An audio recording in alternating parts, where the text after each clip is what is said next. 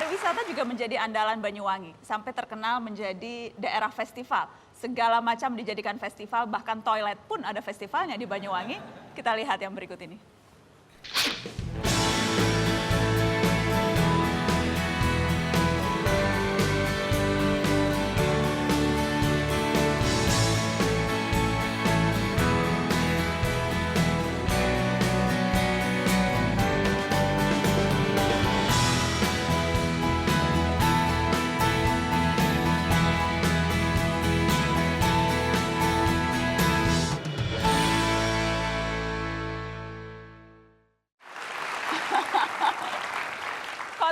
Kota ribuan festival. Itu sengaja, itu cara Anda memasarkan Banyuwangi? Saya kalau nggak bikin sesuatu, orang nggak mau datang ke Banyuwangi. Pasti datangnya sampai di Surabaya, mungkin Bandung atau Makassar dan kota besar. Maka saya harus buat sesuatu supaya orang datang. Jadi dengan festival ini minimal ada event. Orang datang sudah lihat kalender. Kami dulu dari 16 event, sekarang kami punya 53 event. Dan event ini bukan IU sebagian besar yang mengerjakan, tapi PNS. Jadi event festival ini bukan hanya soal pertunjukan bagi Banyuwangi. Setidaknya ada 4 hal. Pertama, alat konsolidasi bagi kami. Jadi dengan event, dengan pariwisata ini menjelat konsolidasi agar birokrasi ini tidak hanya menjadi penonton, tapi dia menjadi entrepreneur. Sehingga dengan event-event ini sangat efisien. Jadi dananya bukan dari APBD? Sebagian besar tidak dari APBD karena partisipasi publiknya sangat tinggi. Contoh, International Tour de Banyuwangi Ijen yang dapat nilai excellent dari UCI, itu Tour de Singkarak dapat subsidi 30 miliar per tahun dari APBN. Kami zero subsidi dari APBN. Dan kami mendapatkan nilai excellent. Dan di Asia hanya 6. Salah satunya di Indonesia Tour de Banyuwangi Ijen. Tour de Banyuwangi. Nah, oke. Soal festival toilet bersih, karena image orang festival tuh nggak ada orang marah. Orang ke festival pasti senang. Saya lihat ini toilet kita kelemahan kita. Saya masuk ke toilet kumuh, kotor, maka kita bikin festival toilet bersih. TK, SD, SMA itu berlomba agar toiletnya bersih. Sehingga saya kalau datang ke daerah, ke sekolah, dia tawari dulu. Saya mau masuk ke kantor kepala sekolah, Pak nggak lihat toiletnya anak-anak dulu. Nah. Karena yang dicek pertama toilet. Toilet, karena kalau toiletnya bersih, kemudian yang lain akan ikut bersih. Maka kita bikin namanya festival toilet bersih. Festival toilet bersih. Saya ingin minta komentar KPPOD dong, catatan terhadap Banyuwangi dan juga bupatinya. Banyuwangi menunjukkan kepada kita suatu proses yang saya sebut reformasi tuntas itu, reformasi yang komplit diproses sampai pada hasil begitu ya. Penataan birokrasi itu menjadi kunci.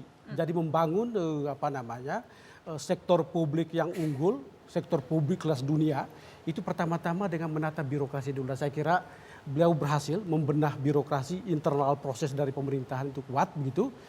Partisipasi publik juga kuat. Karena banyak hal yang dilakukan itu dengan pelibatan publik yang sangat kuat. Mungkin catatan yang penting untuk dilihat adalah soal saya selalu ini dengan pemimpin yang sangat kuat yang unggul seperti ini di daerah yang level kemajuannya bukan sama seperti Makassar atau yang lain yang memang sudah tinggi ya. Ini daerah yang masih butuh banyak pembenahan adalah keberlanjutannya. Pasca beliau ini sudah masuk periode kedua begitu, kita harus membangun sistem inovasi begitu. Ada nggak yang sudah disiapkan untuk ke depan dan terutama pasca Mas Anas saya kira. Oke, jadi kuncinya bagaimana memastikan kalau sudah tidak lagi menjabat program-programnya tetap sustain.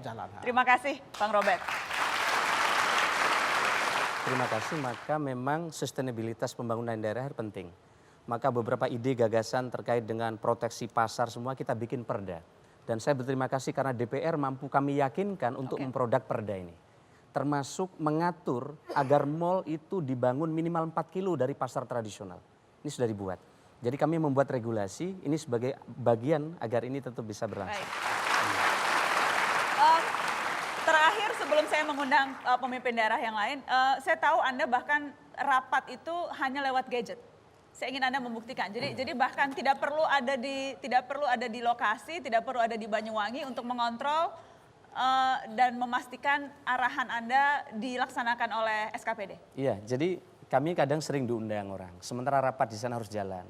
Maka kemarin ketika kami haji pun kami rapat pakai yang murah-murah saja, pakai Line, pakai FaceTime, dan itu cukup dengan layar.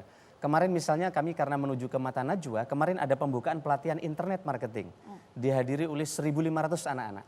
saya cukup pakai line, ditransfer ke layar, maka saya bisa dialog dengan anak-anak yang hadir di tempat itu. Begitu juga dengan para kepala desa misalnya. Selain kami bisa line, kami punya WA group seperti ini. Boleh ditunjukkan tidak? Oh, boleh, boleh.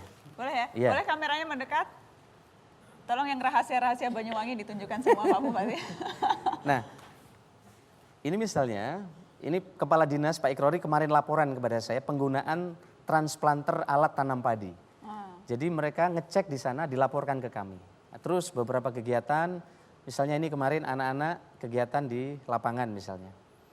Nah, Twitter kami aktif 24 jam. Maka sebenarnya sekarang pemimpin sekarang harus rela dicaci maki orang 24 jam. Jadi Anda dicaci maki 24 jam lewat Twitter? Karena dengan Twitter itu ada yang memuji dan mencaci maki dan tidak lagi berjarak. Oke, Anda aktifkan sendiri itu? Aktif, jadi kami juga membalas, tapi kadang untuk dokumen tertentu kadang dibalas oleh orang lain. Sehingga dengan begitu di Twitter kami, semua pengaduan yang masuk ke Twitter kami dan kami geser ke WA ini, maka maksimum 4 jam harus tertangani. Tidak Anda boleh memberi batas waktu 4 jam? 4 jam.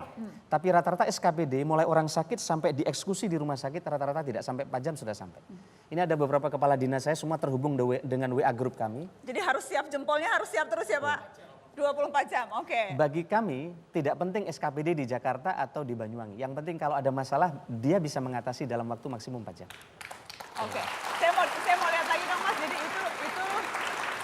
itu misalnya contoh yang dikirimkan soal Ini misalnya soal tanam padi dengan sistem alat tanam padi yang baru oleh Poktan Blimbing Wuluh Desa Kedalaman Kecamatan Rogojampi. Karena sistem cocok tanam ini sedang disosialisasikan, Pak Ikrori saya cari nggak ada di mana. Nah, nggak boleh alasan. Oh, ternyata dia sedang ada di Pak Ikrori itu Kepala Dinas Pertanian. Pertanian, Nah, oke. begitu juga sebenarnya ada beberapa laporan-laporan. Misalnya kemarin ada orang komplain. Ini katanya Pulau Merah ini terkena banjir dan kena lumpur karena musim hujan. Kok di Twitter ada gambar lumpur terus? Nah, dia mengirim per menit itu ternyata posisinya seperti ini misalnya. Dan lain-lain dan lain-lain. Ini misalnya kemarin anak-anak ribuan, dia bisa dilaporkan kepada saya yang sedang pelatihan internet marketing.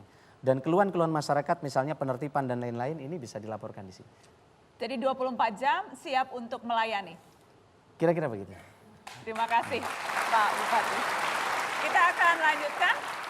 Setelah ini saya akan berbincang dengan Wali Kota Makassar dan setelah itu saya akan mengumpulkan 3 komandan daerah. Kita akan bicara soal kepemimpinan di negeri ini. Tetaplah di Mata Najwa. Mereka selfie, lapor ke saya, siapa namanya, masalahnya apa? Harus pakai selfie. Di selfie. Ya, jadi lurah-lurah saya jago selfie semua. Ya.